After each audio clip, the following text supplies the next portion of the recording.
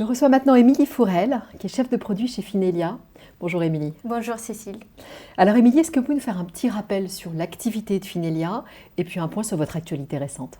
Oui, donc Finelia est une fintech dédiée aux opérations des trade finance qui existe maintenant depuis une quinzaine d'années, depuis 2006, qui permet aux entreprises d'automatiser leurs process et de communiquer avec leurs banques, notamment via le protocole SwiftNet, d'où notre présence aujourd'hui au Forum de la relation banque-entreprise.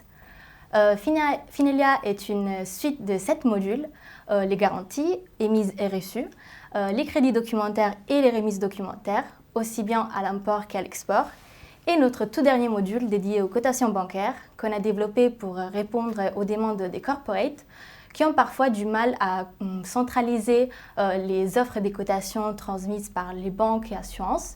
Et donc Finelia, avec ces nouveaux modules, leur permet de centraliser et de stocker les informations pour ensuite la répartager au sein de l'entreprise. Donc de ces faits, nos clients désormais peuvent suivre les opérations de bout en bout, donc de la cotation jusqu'au débouclement de la transaction. En termes d'actualité? Oui, donc concernant l'actualité, donc l'année 2021, c'est une année très importante, notamment en matière de communication banque-entreprise.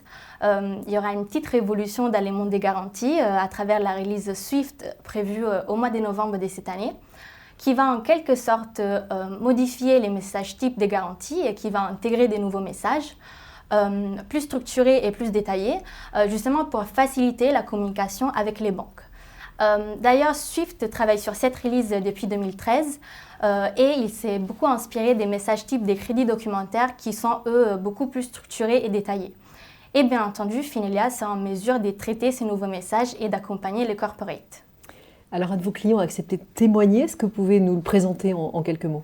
Oui, nous avons choisi de faire parler un de nos clients, Patrick Verspert, trésorier groupe de la société Trillium Flow Technologies, une multinationale anglo-américaine leader dans la fabrication des pompes et des vallons industriels pour les secteurs de l'énergie, avec des filiales localisées en Europe et en Asie et en Amérique du Nord.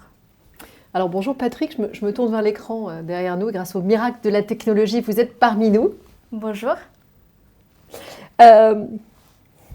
Alors, quelle était la problématique que vous aviez qui fait que vous êtes tourné vers Finelia et quelle solution vous a été proposée?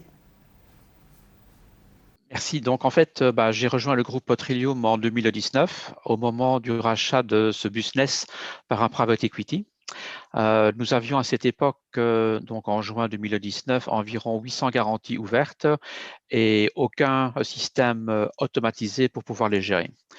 Donc, nous avons commencé à utiliser Excel afin de gérer le processus d'émission et la gestion elle-même de ces garanties. Très fastidieux, ça je peux vous le dire.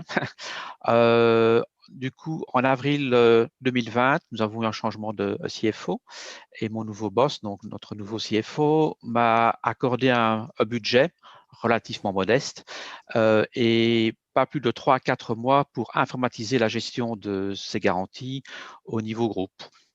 Donc, autant dire 3 ou 4 mois pour trouver un logiciel, le mettre en place.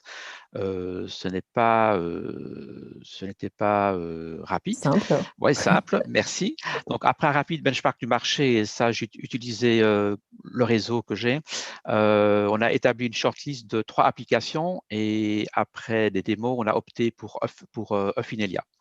Alors, je suppose que la prochaine question va être pourquoi Finelia? Donc, tout simplement, c'est simple à mettre en place. C'est une petite équipe, mais très, très orientée métier. Donc, très flexible, très réactif. L'application est sur le cloud, donc on n'a pas besoin de l'IT interne. Surtout, c'est full compatible Swift. Et un de mes projets, c'est d'aller sur Swift à terme, probablement en fin 2021 ou 2022. En plus, le système est vraiment dimensionné pour notre taille et surtout, il est très, très user-friendly. Le système était opérationnel fin juillet, si mes souvenirs sont bons, et training inclus, soit complètement dans le temps imparti, et nous tournons depuis 6-7 mois sans aucun problème. Patrick, vous avez une idée du temps gagné grâce à cette solution? Vous disiez qu'avant vous étiez sur Excel, j'imagine que vous y passiez pas mal de temps. Vous avez calculé le temps que gagnaient vos équipes, hein?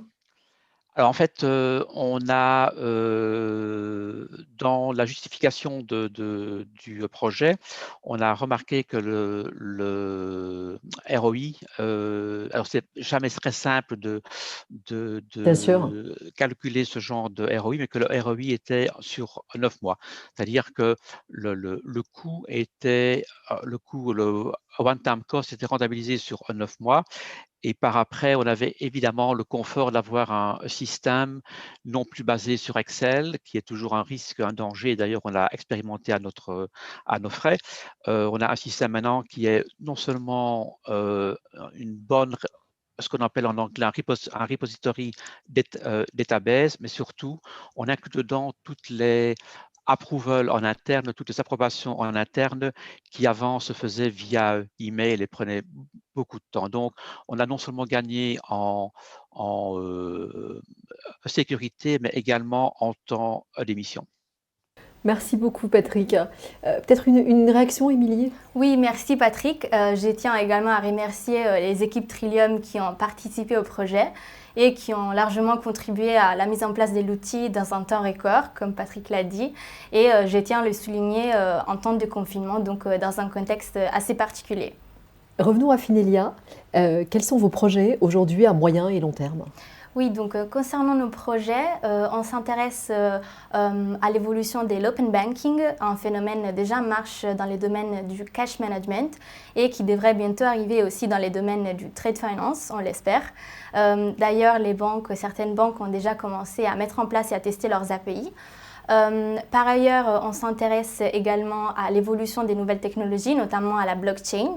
Et pour terminer, en matière de recherche et développement, on a déjà des projets sur lesquels on travaille avec l'intelligence artificielle et les machine learning. Donc cela s'annonce prometteur pour l'avenir. Merci beaucoup, Émilie. Merci à vous, Cécile.